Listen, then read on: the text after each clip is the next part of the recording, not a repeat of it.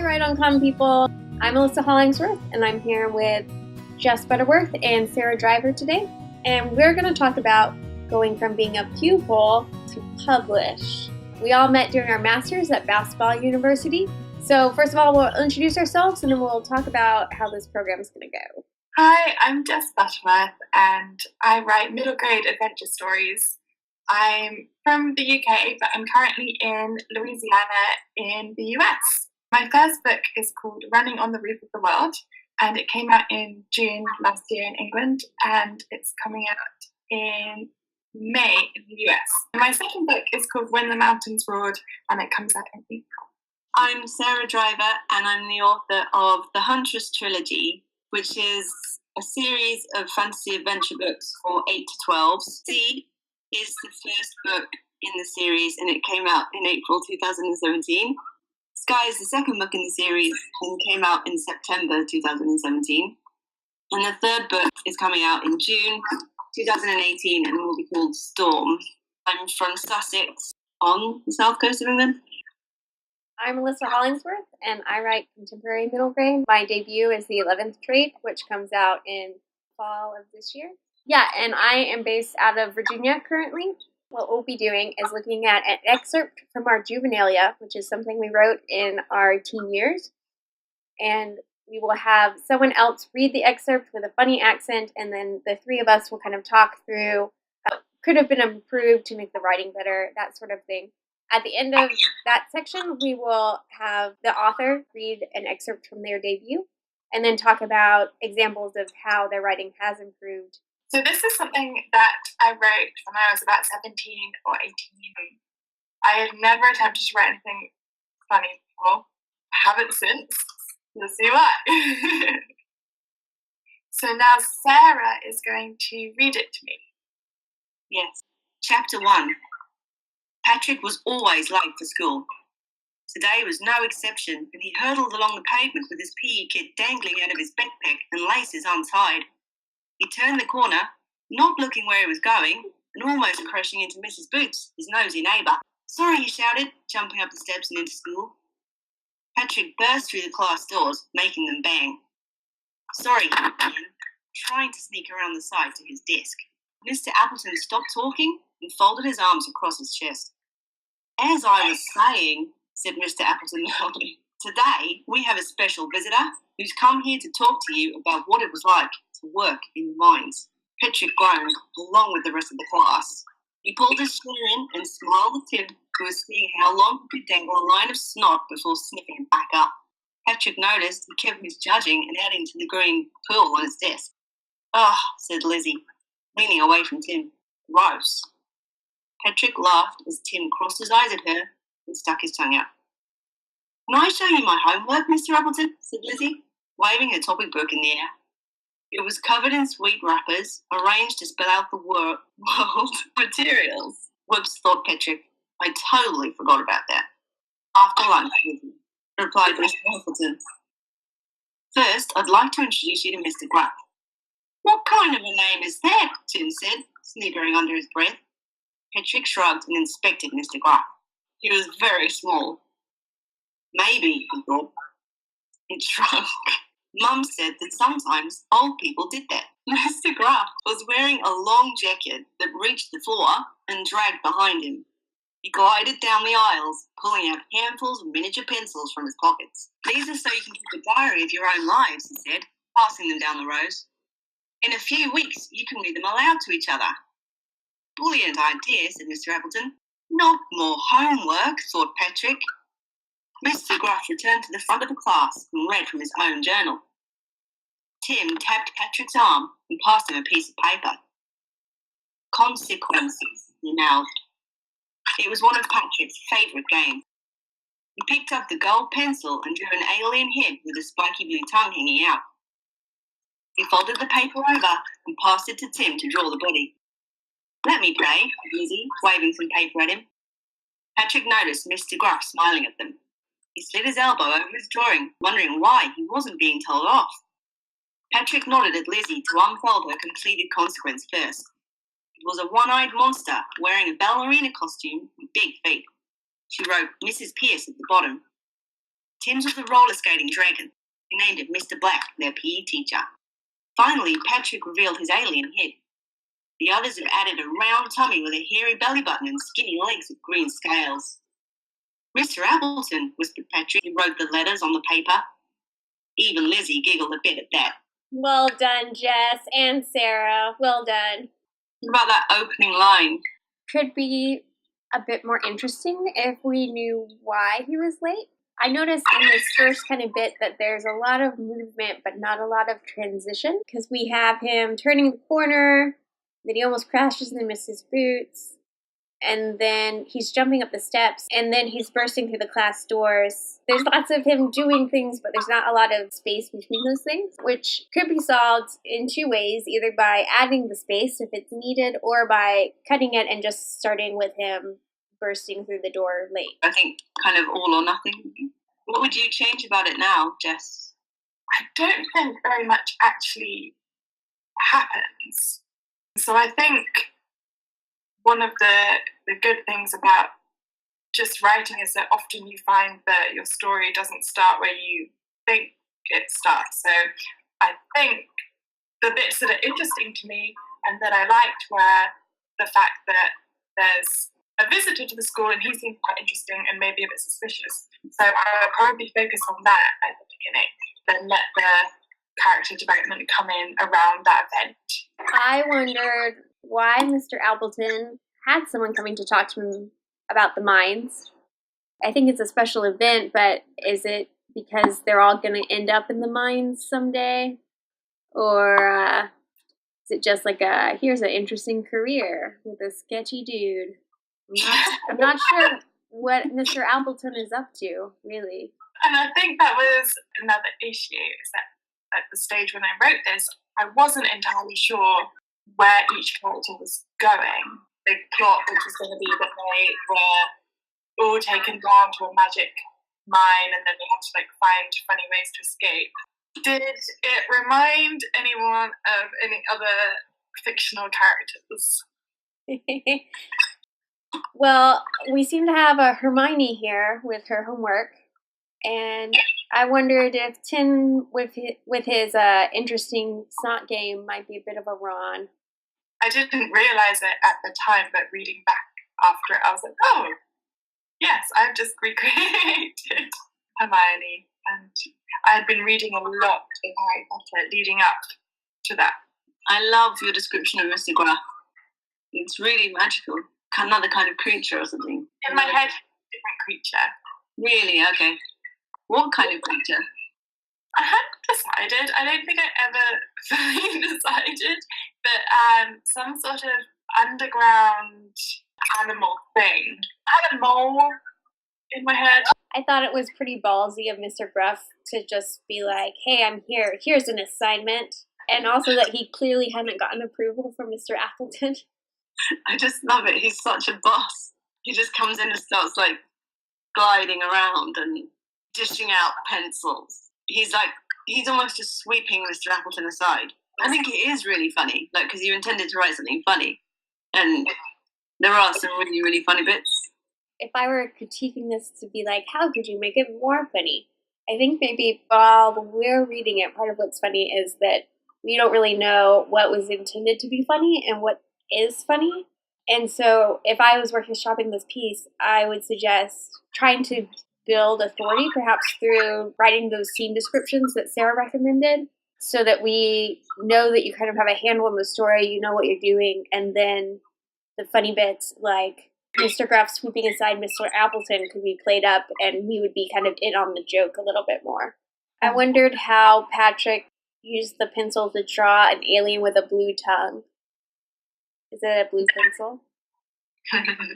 I guess so. Yeah, so Jess mentioned that the kind of point of the scene was Mr. Gruff and how he's kind of weird and different, but we kind of get lost because we start doing the actual game instead of listening to what Mr. Gruff is saying.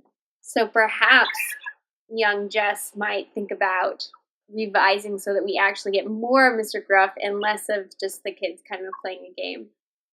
Yeah, I would probably cut the game altogether, actually. Or maybe just have it going on in the background alongside some other action.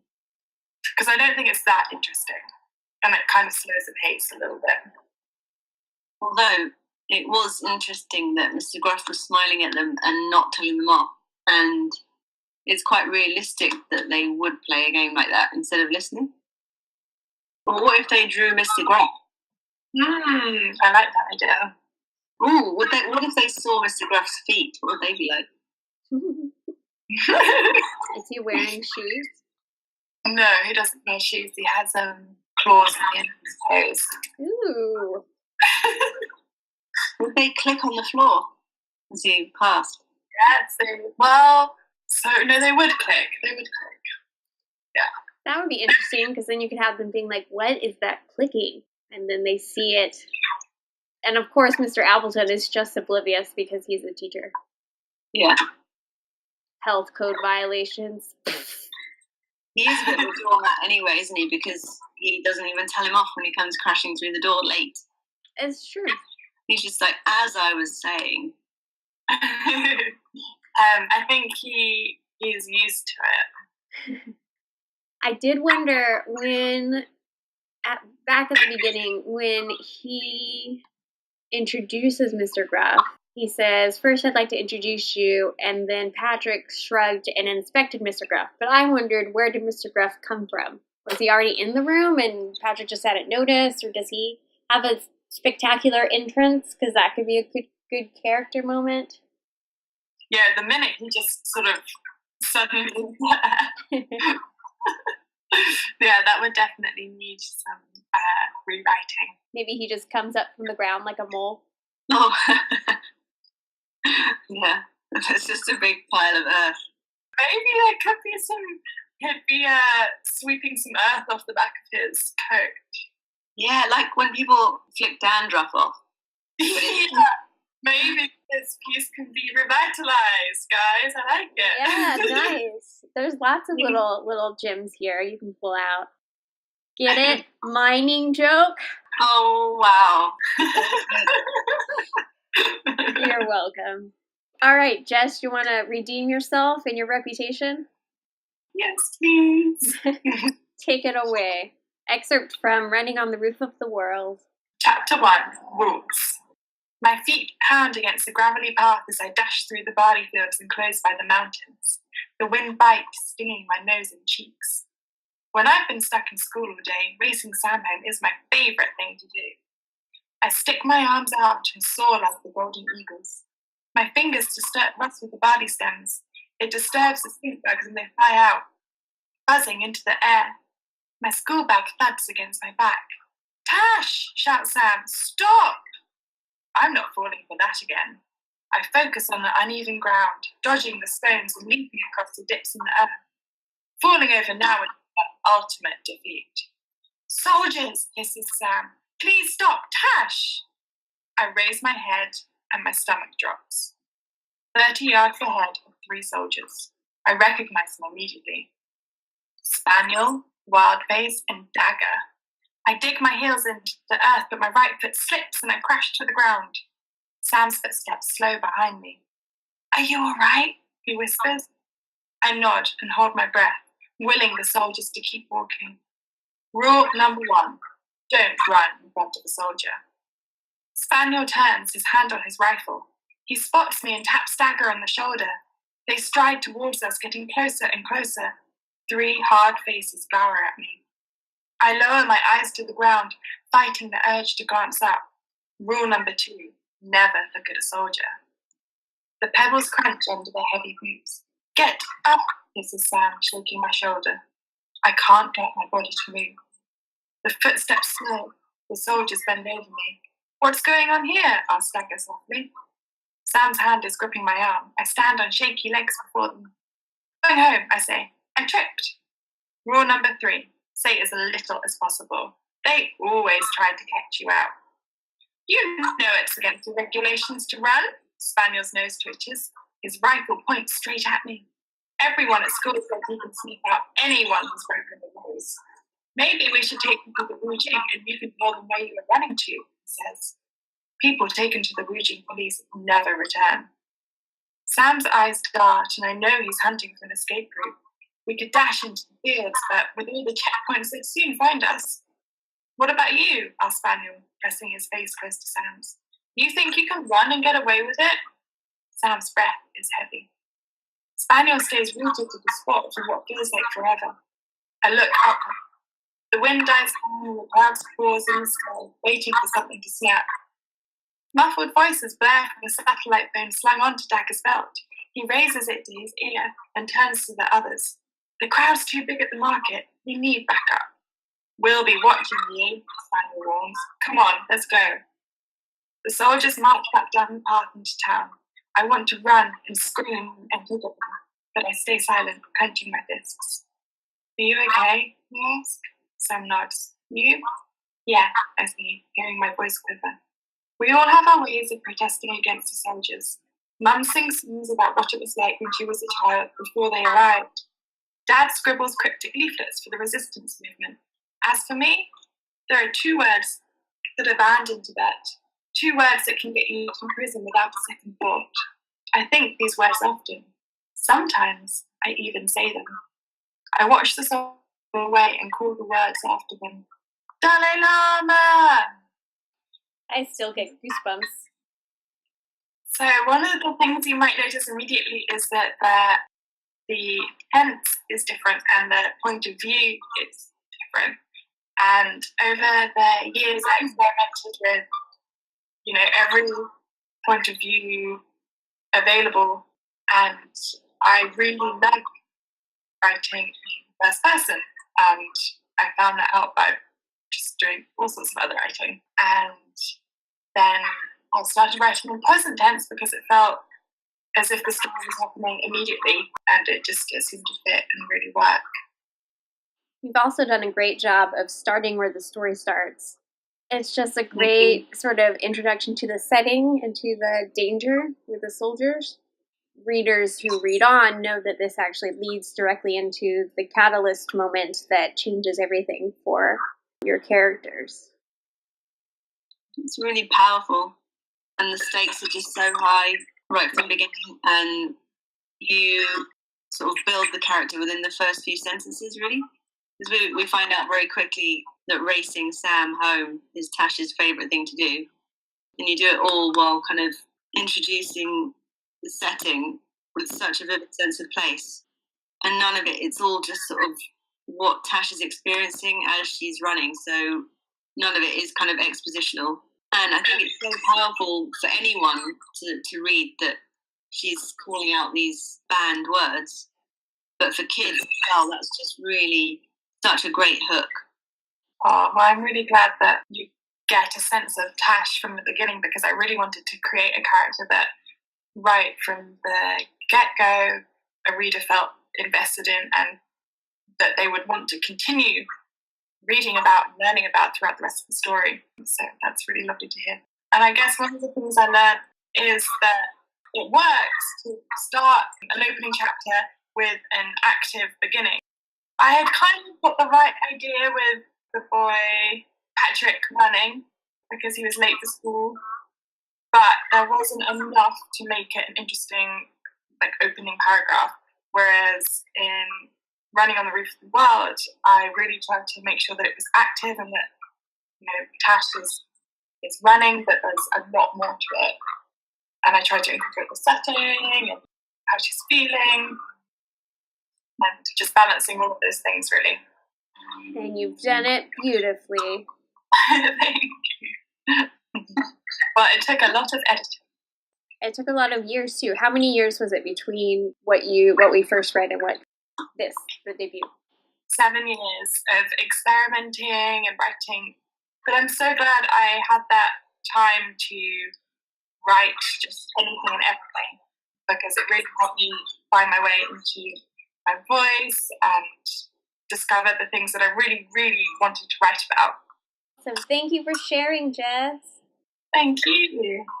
My excerpt is from a piece that I wrote when I was 11, which I have called The Horse in the Mountain because I don't remember what it was called, but it had a horse sticker on my journal. I've left the typos in, but offer translations in parentheses because they're pretty amazing. So this is an exciting contemporary story about a boy and his horse named Thunder, who's a little baby. And the point of the story, I think, was that the boy and the horse were going to go up this mountain and confront the murderer of the horse's mother. So that was what it was all leading up to. But there was actually a prologue with the scene of them being like, we're going to go up the mountain, and then the rest is all a flashback. So this is technically a flashback. And it's just beautiful. I'm just really excited for Jess to read this for us in whatever funny accent she can summon. Tom went to see Thunder every day. Today, Tom and his father were taking Christy and Thunder out to the field. It was the first time Thunder had been to the field. Thunder pranced about excitedly as Tom led him out. When they got to the field, they took the lead ropes off the horses. Christy ran off and around the field. Thunder tried to keep up, but soon was standing in the middle of the field watching. After a little while, Christy calmed down and began to graze. Thunder happily trotted up to his mother to nurse. Well, Father said, looks like they're settled. I've got to go help your mum. See you in a bit. Tom was just about to leave when a lynx jumped out of the woods, then ran for Thunder, but Christy dashed in front of the lynx. Thunder ran away as fast as he could. The lynx saw Thunder and ran for him. The lynx pounced for Thunder. Thunder! Tom cried. Just then the lynx turned and froze. Then the lynx sank low to the ground. He began to crawl slowly, then faster and faster. He was running straight toward Tom. Help! Tom cried. He wanted to run, but his feet were planted. Help, Daddy! There's lynx! Help! Tom cried. Then, to Tom's relief, Father came gun in hand. But before he ever got to the fence post, he shot at the lynx. He missed, but scared it away from them. The lynx ran toward Thunder. Father reloaded his gun and aimed. Then Christy ran up to the lynx and reared. Christy slashed at the lynx. The lynx became angry, and soon the two were in a fight. Thunder ran to Tom, and Tom grabbed the lead rope. Tom led Thunder to Christy's stall. Just after he had closed the stall door behind Thunder, he heard a gunshot. He ran as fast as he could to see what had happened. When he got to the field, he saw no lynx, but a horse lying on the ground. It was Christy. Son, said Father, Christy will die. She is tearing up. I'm sorry. That's a really sad moment. I'm going to try that back up again. When he got to the field, he saw no lynx, but a horse lying on the ground. It was Christy. Son, said Father, Christy will die. She is too weak to recover. I'm going to call the vet.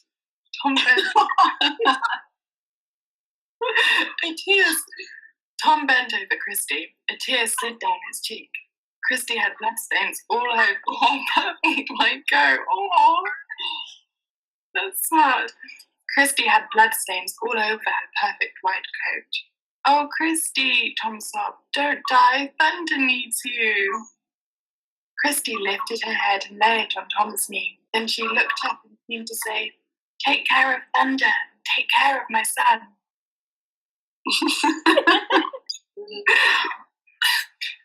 What will happen to Thunder, Tom asked. Well, son, I do not know. Well, son, I do not know. He'll probably die, Father said slowly. But he can't die. He needs someone to help, to watch him, to take care of him. I do not have the time. But I will, Daddy. Son, taking care of a colt is hard work. I don't think so. But why? Because you will not get enough sleep. I promise I'll get enough sleep. Please let me. Okay, if your mother agrees, it's fine with me. Yeah! Tom ran off to ask Mum. Mummy, Mum, Mother, Tom cried. Over here, Mum answered. Mummy, may I take care of Thunder? Tom asked. No, Christy can take care of Thunder just fine, Mum said. Quickly, Tom told of Christy's death. So can I take care of Thunder, please? I suppose. Yay! Thank you. But right now, go clean your room. It looks like a tornado hit it, laughed Mum. Yes, said Tom, too happy to think about what Mum was saying. He hopped, skipped, and jumped up the stairs to clean his room. It's so amazing. I love it so much. It's such a complete story, I feel. The conflict, the low moment, and then a clear ending. Yeah. It's got a really good understanding of the story. Definitely. Yeah. It doesn't do really any hanging around like a lot of stories you might expect from someone of that age. Like, it understands as soon as the horses are out and the dad goes away, like the link is out. So there's sort of an understanding of needing to move the story along, an understanding of drama, definitely. I love the dialogue between the parents and Tom. It's hilarious, but also so perfect for an 11-year-old's thought process. One of my favorite parts is how frank his dad is. Yeah. Well, son, I don't know. He'll probably die. He also said Christy will die. He says Christy will die. I'm going to call the vet. Yeah. Which is disturbing because it seems like it's a mercy thing, you know, like probably to euthanize the horse. And then he says Thunder will probably die. But he actually killed Christy, is my understanding. And it never ever is like, oh, you know, there's no guilt at all. There's no apology. It's funny because actually, when I wrote this, the lynx killed Christy and she's dying because of her wounds. But Dad shot at the lynx and scared it off. So when Tom comes back, Christy's dying, but she's actually dying of lynx wounds. But you would never know that by reading that paragraph. It really looks like Dad killed Christy. Or he was just like, because he's so casual about everything, he was just like, oh, let's get to the root of the problem. The lynx is obviously after the horse, so let's just get rid of the horse. I was reading this to my family the other day, and my mom pointed out that a lynx or a bobcat is actually about the size of a medium-sized dog. I was wondering that, actually. In my head, I was picturing a cat just a little bit bigger than a domestic cat. Launching itself at these huge horses. Yeah, I think in my head, I was thinking that a lynx was like a mountain lion. But obviously, I did not Google that or do any kind of research. I noticed a tiny POV issue with, so the lynx became angry and soon to the owner throat. I guess it's always valuable to talk about times in manuscripts where we, or the narrator, or the protagonist kind of guesses the motivation of another character, or it can seem like they couldn't really know what the other character is thinking. This is quite an amusing little example of that, I guess. Because, I mean, obviously the lynx can seem angry, but actually we should kind of maybe describe what the lynx does rather than speculating as to its emotions.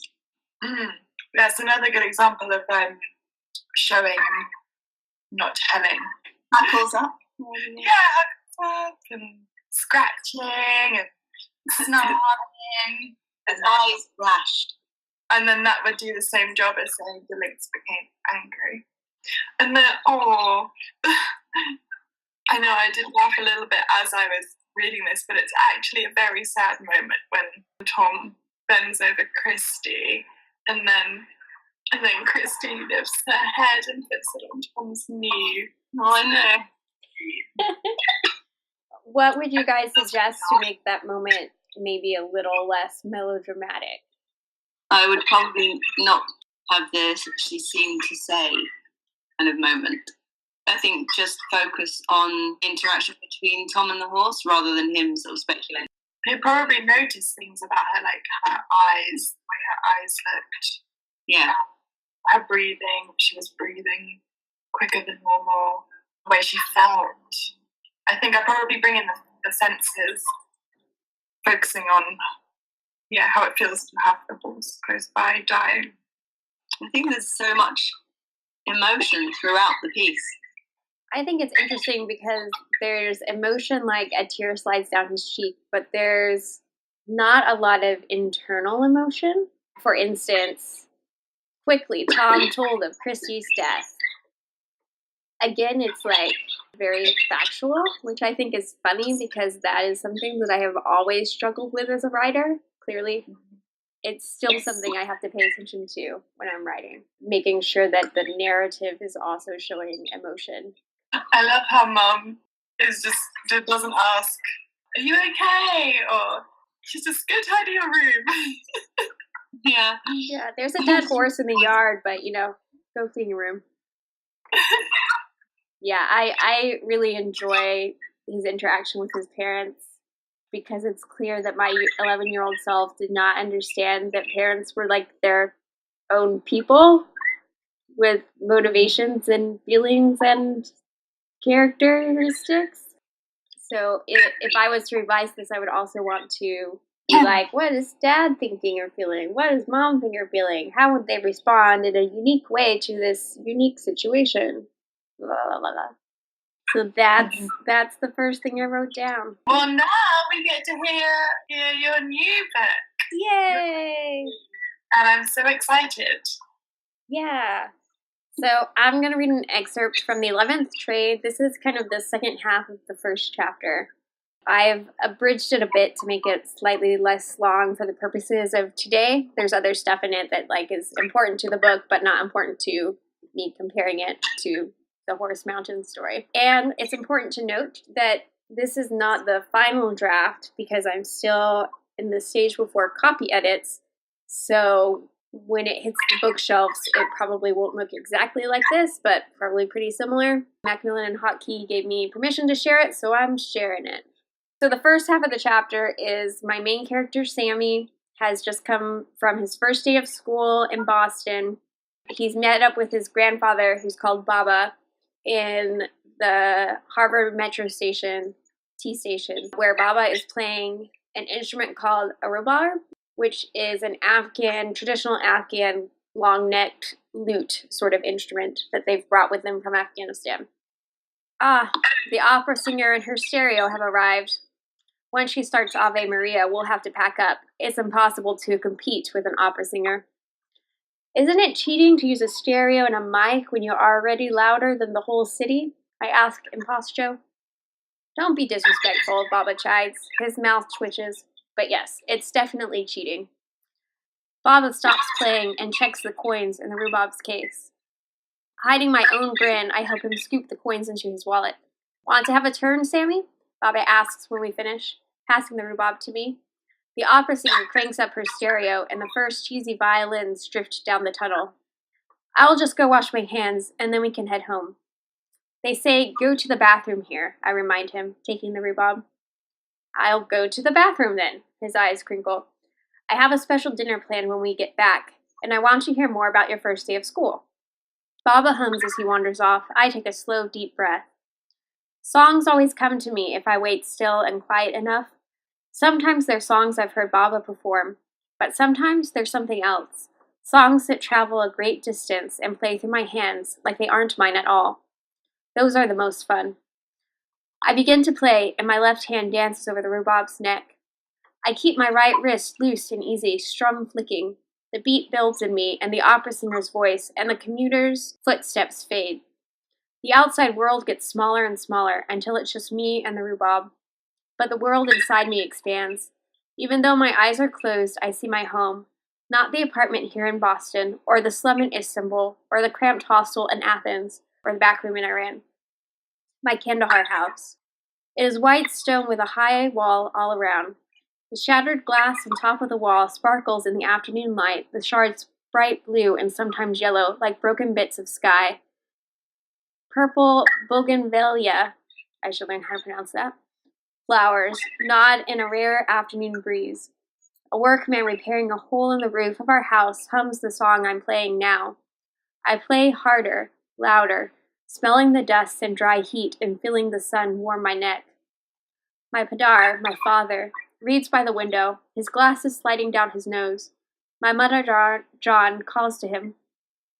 We are all going to be late for the wedding if he doesn't hurry. But I can't hear her voice. My memory is not sharp enough. Her henna-decorated hands are red when she leans out the door to motion me in. Her mouth moves, but I no longer remember the sound of her call. I'm almost there. Every time I play, I can almost hear her. But I can't quite make the memory clear. And even as the music rises, even as it pulls me until the notes are sharp, quick pings, I'm losing. I'm losing the memories. Was my Padar John's hair graying, or was it black as tar on a kite string? Was my Madar John's voice bright, or was it weary? Did the workman smoke, or did he sing? I squeeze my eyes closed in concentration. I'm losing it. I'm losing them. Something jolts the rhubarb, and my hands are empty. My eyes open. A teenager hurries with the crowd toward the platform. Rhubarb is in his hand. He snatched it from my lap. For 2 long heartbeats, I'm too stunned to move. Then I scramble to my feet. Hey, I wheeze, trying to get enough air to speak. My legs steady and I start to run. Hey, stop! My voice still comes in a squeaking whisper. We're both heading toward the opera singer, and her song lifts into a deafening crescendo. I can't even hear myself yell over the volume of her speakers. A man's elbow almost knocks my eye, and a woman's briefcase blocks me from squeezing past her. Far ahead now, in the sudden shift of the crowd, I spot the teenager's black coat. He must have tucked the rhubarb inside, because I can't see it anymore. Stop, I shout, my voice cracking with the effort. No one listens, least of all the thief. I press against arms and legs, but they push back. Watch it, growls a student. Back off, snaps an older man. A sudden surge pushes me onto the platform. It's packed so tightly I can't spot the thief at all. I slide along the wall and jump up on the edge of a bench where a bunch of college students are sitting. Balanced on one foot, I scour the crowd. The train arrives.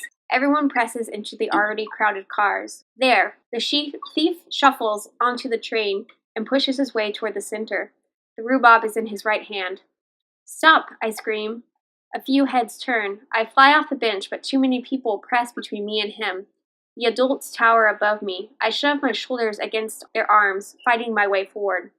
The T train gives 2 loud beeps. The doors are closing. I burst free at the platform's edge. The doors slide shut right in front of my nose. The teenager is only a few feet away. He glances at me and his eyebrows lift a fraction. He's pimply, the redness bright on his pale skin. He has mild gray eyes and shaggy blonde hair. Stop him! I bang on the window and wave at the passengers. The train begins to move, slowly at first. I run beside it, down the bumpy danger strip where the adults aren't standing. Please, please! The people in the train don't hear or don't care. The speed builds, and I'm falling behind. I'm falling away from the rhubarb. Then with a swoosh, the train disappears into the tunnel. I'm standing on the platform, breath heaving, ears ringing. The rhubarb is gone. Oh, I just want to read on. I really want to know what happens. It's so beautiful. And I chose this because I think it's interesting how his interaction with Baba sounds like an actual interaction with an adult. There's a bit of humor and obviously a rapport between them. And it's clear that Baba kind of has his own character voice. And then I like that it has, similar to the first excerpt, it has this moment of peace where in the first excerpt, the character is watching the horses in the field run around. And in this one, it's Sammy's playing his music and kind of connecting with his past. And then it goes into the action scene similar to the Lynx, where something interrupts the piece and then it's all running, and ends up on a hook that's slightly more exciting than running off to clean your room. Yeah, I definitely want to find out what happens.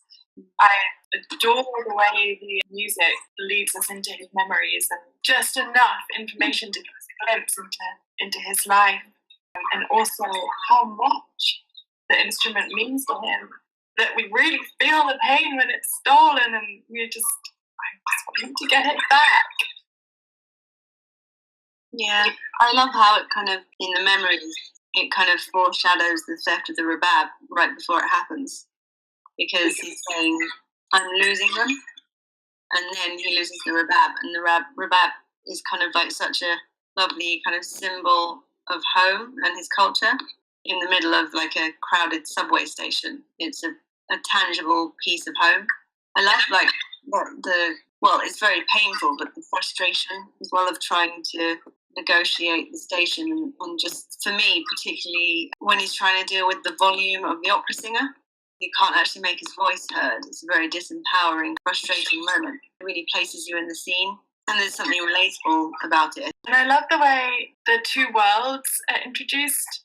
So where he's living now, and then also we get a glimpse of the journey that he's come on with all the different places he mentions. So I thought that was done really well. Yeah, I love the way that the refugee journey is described so kind of succinctly. Not the apartment here in Boston, or the slum in Istanbul, or the cramped hostel in Athens, or the back room in Iran. So tautly kind of written, but it covers so much in his life and so much of a journey. I love the way it goes backwards, that not the apartment here in Boston, or the slum in Istanbul, or the cramped hostel in Athens, or the back room in Iran. It's taking a jump backwards each time towards home. One thing I remember from an early draft that I actually showed Sarah was when I first wrote The Thief Stealing It, I had Sammy immediately jump to his feet and shout like, "Hey, thief, stop the thief," or something lame, which was more sort of generic and easy. And Sarah actually was the one who came back and said, would he actually be able to say that? Or could you use this as a moment to show his emotions? Which then translated into him having a really hard time speaking and not immediately being able to like spring up and run after the guy. Oh, that was me. Yeah, that was you. Well, you're so smart. And the way that you bring in the opera singer again at that moment, I thought was really clever. Suddenly he can't speak and everything's so deafeningly loud with the music, and that really, to me, felt like his inner emotions. Like I could just feel the panic rising in him at the same time as the music got louder. I think it also works well, the opera singer, it works well because we're introduced to her as sort of a part of the scene earlier on. And it's actually kind of a joke. He and Baba are joking about the opera singer showing up. But then she becomes part of the tension and conflict when things get serious, which I like because it's using a detail that might just have been random and unnecessary, but actually using it to heighten the moment and make it more desperate later on. It's a really good reminder of how effective it can be to use the details well, and also of how really there shouldn't be any details there for no reason, because they might just be distracting or take you out of the moment unless they are going to be important. Also a really good example, using thinking and writing conflict to build towards a chapter end. So you can feel the scene getting more and more tense and the pace quickening towards the end until it kind of like crescendos and then the chapter finishes. Yeah, and I tried to be intentional even about the sentence structure once the rhubarb is stolen, making it a little bit tighter, a little bit more straightforward and quick. There's a lot more short sentences in that last bit than there are like when he's remembering and things like that. Which is a good cheat sheet. Gotta make tension work in chase scenes. Cool, thanks guys. Thank you. All right, we're gonna have Sarah. Gonna introduce your piece to us, Sarah. Yes, this is an excerpt from a story called The Guardians of Hacknaross, which I think I was writing when I was about 16. The story didn't really go anywhere.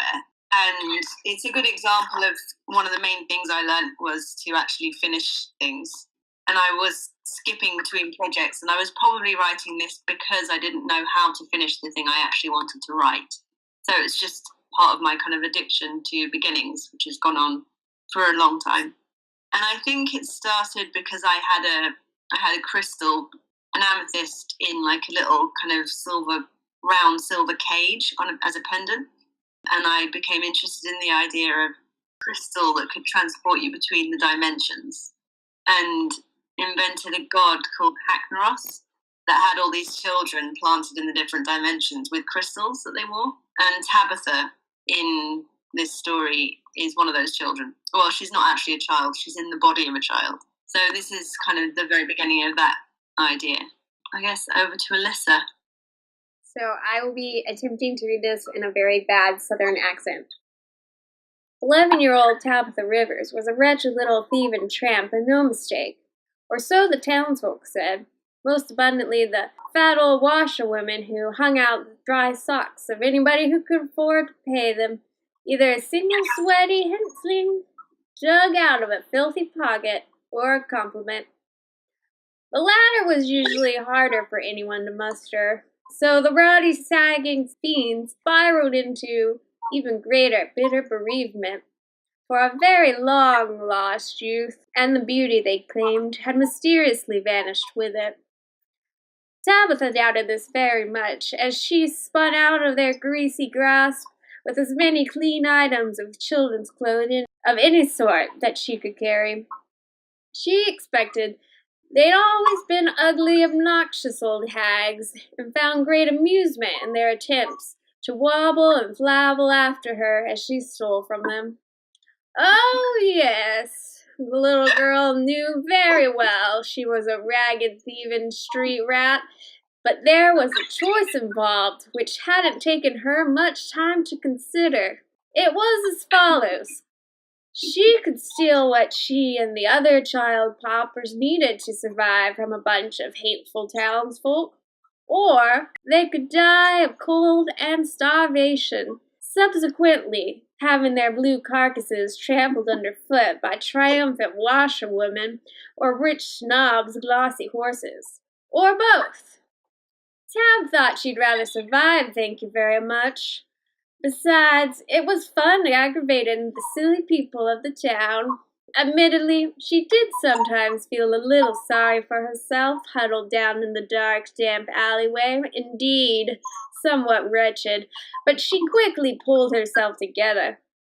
She reckoned that if she were a snoot in a big house with hoity-toity parents and comb pedigree dogs, she'd feel wretched for having nothing to think about except what color dress she wanted for her new dolly, and not to do other than stand up straight and be pretty for Granny.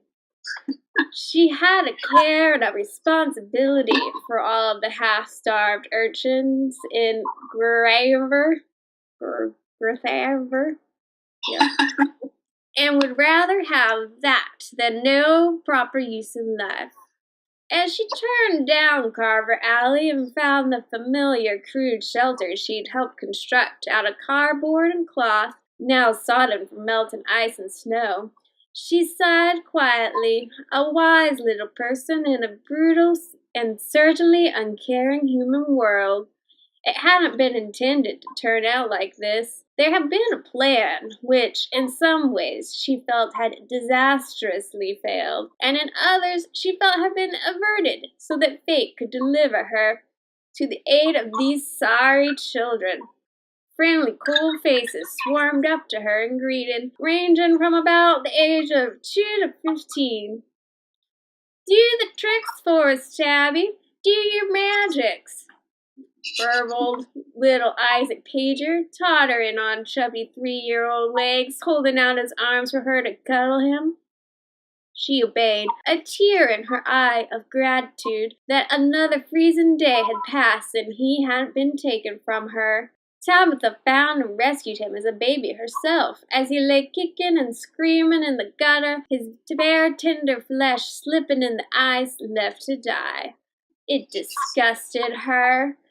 This was the wrong world, and she longed to pass into another one, taking the orphans with her.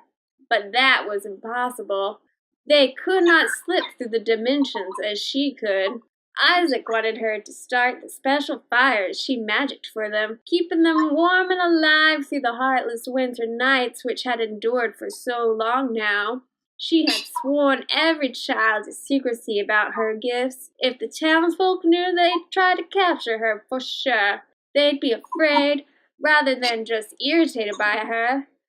setting down her bundles of stolen goods. She turned to Isaac to face toward the end of the bleak alleyway and put her arms around his shoulders. He giggled in anticipation. Then she spread out her fingers and wiggled them, pointing at various spots on the ground. It was all exaggerated and drawn out for the kids' sake. She could have just thought to make it happen. One by one, fires came alive in brilliant bursts of bronze, green, and red.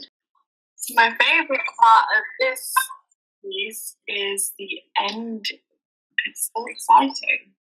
Yeah, and that last page, it kind of takes a turn toward the unexpected. I'm suddenly so intrigued. I was, a little bit intrigued at the beginning, but when it got to the final paragraph, I was like, wow, she's got special powers that she has to keep secret, otherwise she's going to be chased by the people there who sound pretty horrible. And the fires come alive in brilliant bursts of bronze, green, and red. I love it. It's so Sarah. Yes. I thought that too while I was reading, that there's these little bits of really unique poetic voice that I'm like, Sarah wrote this. Oh, definitely. I also thought that of the first line. 11-year-old Tabitha Rivers was a wretched little thieving tramp and no mistake. You can hear the voice even when I'm not reading it in a ridiculously terrible Southern accent. But there's an immediate kind of sense of the dialect that she uses. I think it's funny how stingy I am with the hooks, really, or with important information. And it's kind of like, and when I come to the line of, they could not slip through the dimensions as she could, it's like snide, kind of like, oh, see, like I'm holding back actual interesting information, dangling a carrot, but that isn't really how readers want to be treated. Yeah, when I was first reading it and came to that, I was like, the gif where the groundhog turns around, it was like, what?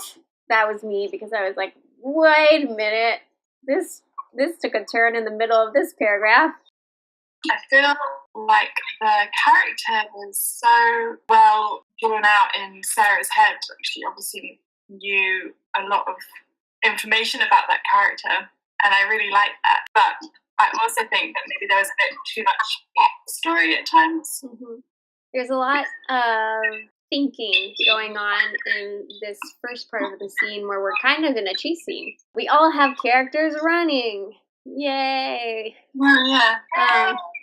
But as she's running around, we're getting lots of thought about the backstory of the washerwomen and Tabitha's thoughts about the backstory of the washerwoman and some omniscient, oh yes, the little girl knew very well going on, instead of actually being really close to her and being like, oh, they tried to hit her, but she judged, and whatever, something less lame. And I can see that it's an early attempt to sort of work in the world building in this kind of scene of action. But I would say in this draft, it's not working as effectively as it could be working because we get so lost in all of the extra information that we keep forgetting we're actually in the middle of what could be an action scene. I think that's exactly it. There's just too much extra information. Yeah, 100%. So one thing that kind of comes along with having lots of backstory is doing a bit of telling instead of showing. And one sentence in particular that stood out to me is the admittedly she did sometimes feel sorry for herself, which seemed very much like you just letting your readers know this other side of her, which if you were to revise, I would suggest instead of telling us this here, you get her away from the washerwoman and then maybe show us a minute where she feels sorry for herself, maybe later in the evening or something. Yeah, actually have her feel it in the moment. It's also that kind of, well, probably all of it really, but this just kind of made me think about how much it's that kind of slightly pompous overwordiness that I was very guilty of as a teenager, admittedly, and somewhat, and a lot worse stuff than that. It gives her a more mean tone, even than just her observing what's around her with snark. It takes that beyond snark into just a little bit mean-ish. Yeah, definitely. So if you were to rewrite it, would you start at the same place would you, I guess you'd get rid of lots of words, extra words. What are your thoughts? Well, I think like one thing that I suppose it could have going for it is kind of starting in an action scene, which I think Melissa touched on. I would actually just make it so much less introspective. Maybe have interaction, possibly even dialogue right from the beginning. If she is going to be a wretched little thieving tramp and no mistake, maybe just have someone actually say that, like call that after her as she's running. That'd be good. Yeah, that would work. I actually think that this last scene would make a really good opening as well. If you were to do it in more action, maybe someone could more directly show you this magic, and then she does it, and then someone could see her, and then that's how you could chase, maybe, and then that's how you could introduce the hints of the backstory. I like that. Or I also thought about as she's trying to escape the washerwoman, maybe someone catches her, so she thinks and sets something on fire as a distraction, so they'll let her go. But I like the idea of her potentially actually doing some magic and then being caught, and that leading to them chasing her around. I quite like the idea of her then, like the sensory details that scene could lead to, like you said, the pots and pans, and she could have to push through all the dirty laundry hanging in the street and get a little bit more of the sounds and smells and stuff as well. I'm kind of feeling a bit Aladdin now. Probably because it does say street rat at some point. I think if I was recommending revision, another thing would be anytime you have a character who has a gang or a group of people, like she has her gang of orphans, it's really difficult but also really important to help them not be just like a mob of extras in a video game. To use words that somebody used on me one time, so I am totally with you. But for instance, the important thing about Isaac Pazier might not be the backstory that she rescued him when they were both tiny, but it might be his current fragility. If we could see the risk that she feels he's in, that every day she doesn't really know if he's gonna die. If we actually see that instead of being told she rescued him when he was freezing and pretty much every day she thinks he's gonna die and it disgusted her. But if we see his weakness or more about him in the current scene so that he's an actual being that she's interacting with, I think it becomes more powerful. Seems very healthy, actually. Yes. Given everything she's just said as well. And chubby. She said he's chubby.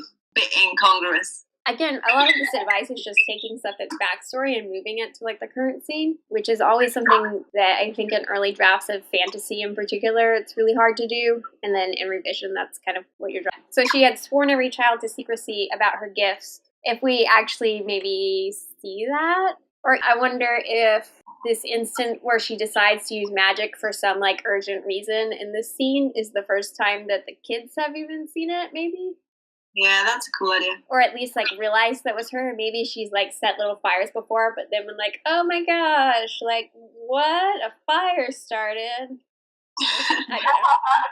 Actually, that's a good point because it might not fit with her character for her to just do it for them if there's a more urgent reason for her to show her magic, make her magic happen.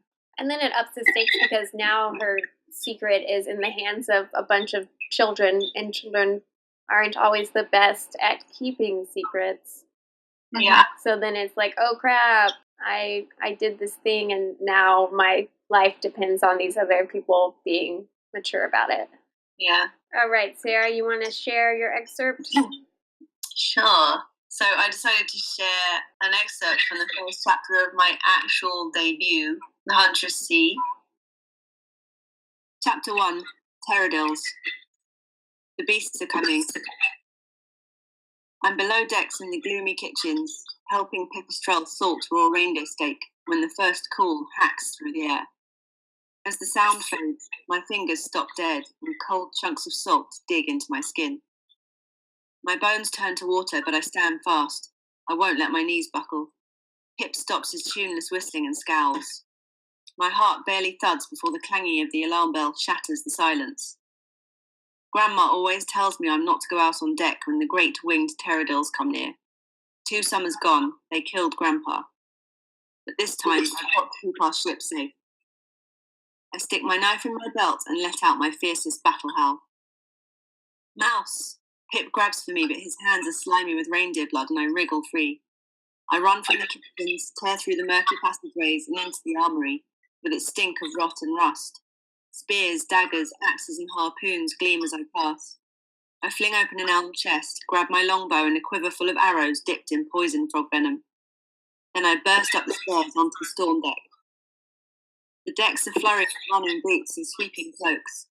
We've been caught unprepared because the pterodils should be slumbering in their nests now that winter's on the prowl. The battle horn moans. To arms! Bows and bills, Grandma shouts from the forecastle above. Come on, you belching babble of layabouts. Aye, Captain, boom the crew. Shadows thicken as the sun drops towards the horizon. Grandma's black cloaks stand along the port and starboard sides. There's a whoosh as they draw arrows from their quivers. The oarsmen have left their benches so the huntress sways in the sea, buffeted by the waves. I've not been on deck longer than a few heartbeats when a freezing shock of seawater smashes over the rail and drenches me. The sound comes again, a hideous whip-crack caw.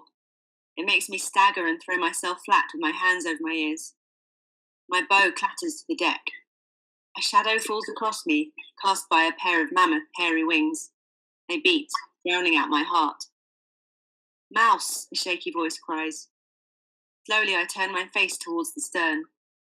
The hatches open a sliver and Sparrow's teary brown eyes peer out. Sing, sing to the whales, I call to my brother, my voice fear-scratched. Sparrow's gifted with the whale song. Grandma says it's an offering to the whales, the gods of the sea, to keep us safe. Pterodils hate the gentle whale song, so might be it's the only thing that can save us, out here with no other trading ships close by. As I watch, Sparrow opens his mouth and pours his song into the night. The wind gusts and carries his voice over the sea, pulling more strands of song from his mouth. The notes shiver and glow bright blue. I love it. It's interesting how similar, not how similar, but how you can see the magic coming through at the end of this one as well.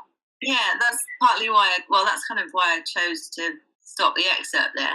I thought that was kind of interesting. I didn't really realise that I'd been interested in playing with physical, visible manifestations of magic, I guess, for so long. I also chose this because of how much I learnt about opening chapters and not doing a lot of info dumping at the start of the first chapter and just weaving in the information as it goes on rather than dumping it all at the beginning. And right near the beginning, there is a little bit of reflection. So when the alarm bell starts to ring, she does have time to think that she's always being told not to go out on deck and that the creatures that are now coming have killed her grandpa 2 years ago. But I think that much reflection is possible to register in an emergency, and it wasn't too much to kind of take us out of the scene.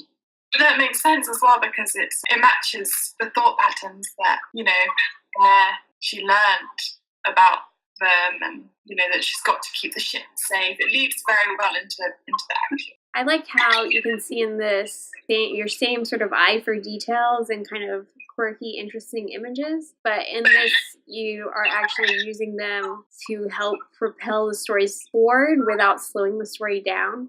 Even just that she's helping Pipistrel salt reindeer steak is interesting and specific, as opposed to saying helping Pip in the kitchen. It already gives us a glimpse of the world, but it doesn't slow down the pace of the sentence, if that makes sense.